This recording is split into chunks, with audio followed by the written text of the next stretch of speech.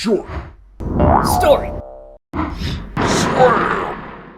Family. Comedy. Mr. Timofy and the best place for a rest.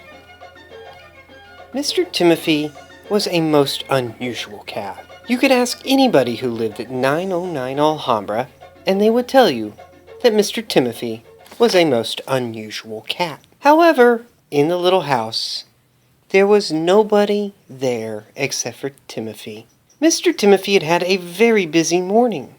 He had woken up with his boy Sammy, eaten breakfast with Sammy, helped Sammy get onto the school bus to go to school. He then watched Daddy get up, make his coffee, go to work, and he watched Mommy wake up and go to work. Now, Mr. Timofy had had a very busy morning. Now, Mr. Timofy, as we all know, was a most unusual cat. But there were times that Mr. Timofy acted like a normal cat, and it was mid-morning, and Mr. Timofy wanted a nap. So Mr. Timofy thought, where was the best place to lie down? Why, in the den where the sun was coming in through the window. There was a beautiful, lovely sunbeam coming in through the window. Mr. Timofy walked up to it, felt how warm the floor was, how fuzzy the carpet was right there, and looked at how lovely, lovely that sun was. He laid down in it, feeling the warmth of it, the fuzziness of the carpet, and he closed his eyes and absorbed the sun. Now, as I told you, Mr. Timofy was home alone. Well, not exactly home alone, because Daddy's little princess, Anisy Cat, was there too. Anisy Cat had lived in 909 Alhambra for a lot longer than Mr. Timofy. And you could ask her and she would tell you that Daddy was her human, nobody else's, and that this was her house. And that's what she thought as she walked up and pushed Mr. Timofy out of the sunbeam. "Ow," said Anisy, which said, "Move it, I'm lying here." And she very beautifully flopped down in the sunbeam on that very, very warm carpet. Mr. Timofy was shocked, but not too much, because this was common behavior from Anisy. So Mr. Timofy walked into the kitchen, picked up a bag of kitty treats, and rattled it. Rattle, rattle, rattle. He then quickly put it down and left the den, because he heard Anisy coming galloping into the kitchen, expecting to get a kitty treat from Daddy. But by the time she had gotten there, she realized Daddy was not there. When she returned, Mr. Timofy was laying in the sunbeam by the time she came back. And Mr. Timofy watched her as she stomped out. "Meow," said Mr. Timofy, which translated into, "I showed her." But then Mr. Timofy heard something. It was a clacking and squeaking sound. It was his favorite wind-up Mousie. It had been wound up, and it was squeaking through the kitchen. Squeak, squeak, squeak, squeak, squeak. Mr. Timofy jumped up and ran into the kitchen to kill the Mousie. He got it. Wrestled to the ground. Timofy wrestled with it until the Mousie's wind-up gear spring ran out. He realized someone had wound it up. And sure enough, he looked back into the den and saw Anisy Cat laying in the sunbeam. Dirty, no good. Mr. Timofy walked up to the kitchen counter and put a book on top of the can opener. Went the can opener. Gallop, gallop, gallop, gallop, he heard Anisy Cat as she came running into the kitchen. Mr. Timofy quickly slipped into the den and laid down in the sunbeam.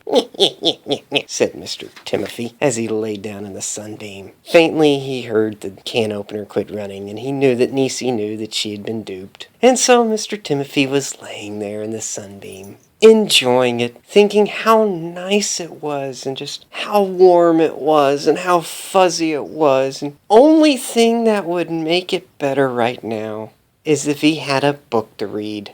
Now, author's note right here, I'm just going to warn you, be careful what you wish for, kids, because sometimes you may get it. Just like Mr. Timofy got it. Because right then, as Mr. Timofy was wishing for a book, the whole complete Webster's Unabridged Dictionary collection was dropped on his tail. Whoa!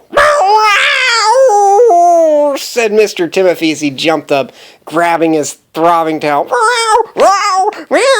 Anisy had dropped the whole Webster Unabridged Dictionary onto his tail. Mr. Timofy looked as she just laid down in the sun so daintily and prettily, closed her eyes and started purring.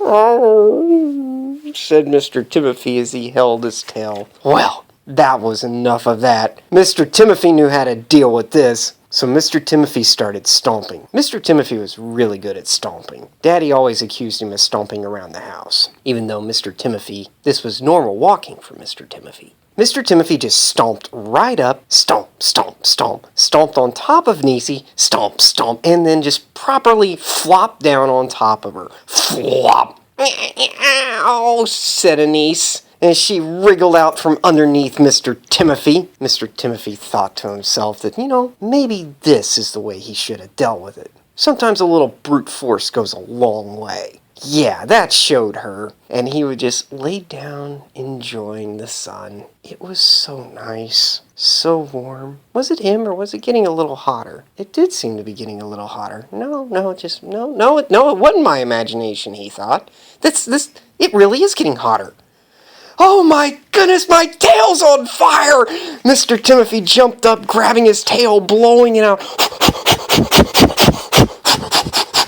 His tail! Oh, he put out his tail. Oh my goodness, how did his tail... And he saw, as Anisy was removing a magnifying glass from the window. She had used the magnifying glass in the window to focus the sunbeam onto his tail to burn his tail tip. Mr. Timofy stomped out, watching Anisy smirk and smile as she laid down into the sunbeam.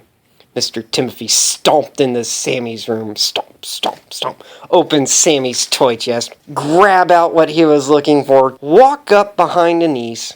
Now, what Mr. Timofy had taken was part of Sammy's Halloween costume. Sammy had gone as a fireman, and in the fireman's costume, it came with a bullhorn. And for what you kids don't know, a bullhorn is what a policeman will use to magnify his voice. And at this point, Mr. Timofy took the bullhorn, held it behind Anisy, pushed the button, and yelled, "Meow!" Now, Mr. Timofy is already very loud, but imagine being asleep and hearing that only about 20 times louder, echoing into your ears. Anisy jumped straight up and latched onto the ceiling. She said she was so scared, and she looked as Mr. Timofy put down the bullhorn and laid down into the sunbeam on his back. Anisy just let go of the ceiling. Bonk! She landed on top of Mr. Timofy. Using this element of surprise, she grabbed Mr. Timofy by his whiskers with one paw, and with the other paw proceeded to bonk him repeatedly on the head. Bonk, bonk, bonk, bonk, bonk, bonk, bonk, bonk, bonk, bonk, bonk, bonk. Now, it sounded something like this because Mr. Timofy objected the entire time. Eventually, Anisy got tired and let go, and Timofy staggered out of the room. Mr. Timofy kind of came to his senses a bit, and realizing that Anisy had crossed the line, Mr. Timofy walked into the bathroom, opened the cabinet underneath the sink, pulled out what he was looking for, and that was flea powder. He walked up behind Anisy, well, more like stomped up, stomp, stomp, stomp, stomp, and he dumped the flea powder on top of her. Poof! Anisy choked. Flea powder!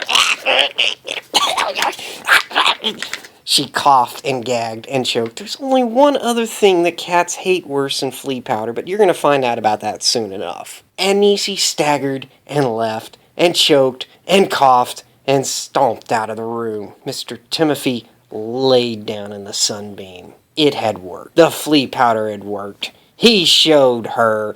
That took care of her, Mr. Timofy thought, as he laid there thinking of how satisfying it was. She had bonked him repeatedly on the head and he dumped flea powder. That showed her. Now, you remember I said there's one thing that cats hate worse than flea powder? Well, it was about that time that Anisy walked into the den with the garden hose. She then proceeded to spray Mr. Timofy with the garden hose.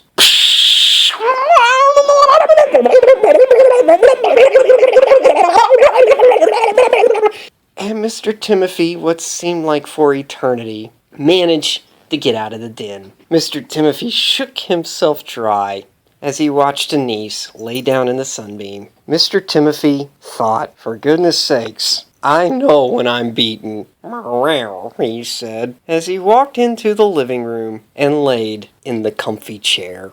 The second best place to take a nap. Mr. Timofy closed his eyes, and he started to doze off when all of a sudden, Anisy pushed him out of the chair. Said Anisy, which translated to, "You got the sunbeam all wet. I'm going to sleep here." And Mr. Timofy said, "No." Sure. Story.